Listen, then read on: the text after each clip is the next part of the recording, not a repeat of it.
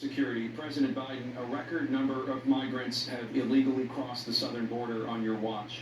Overwhelming border states and overburdening cities such as New York and Chicago, and in some cases causing real safety and security concerns. Given that, why should voters trust you to solve this crisis?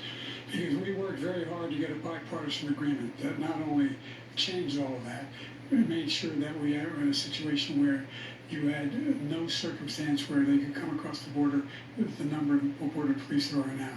We significantly increased the number of asylum officers. Significantly, by the way, the Border Patrol endorsed my position.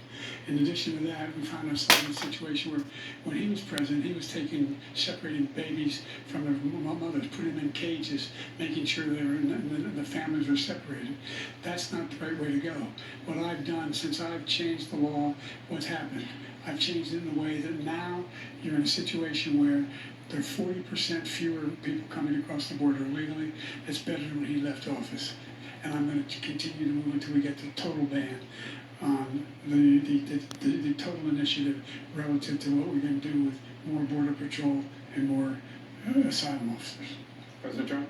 I really don't know what he said at the end of that sentence. I don't think he knows what he said either. Look, we had the safest border in the history of our country. All he had to do was leave it. All he had to do was leave it.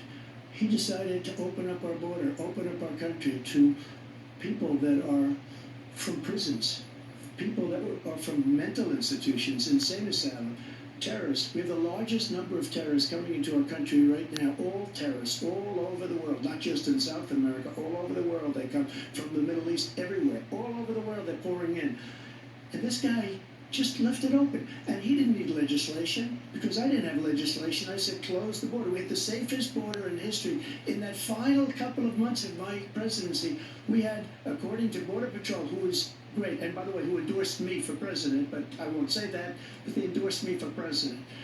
Brandon, just speak to him.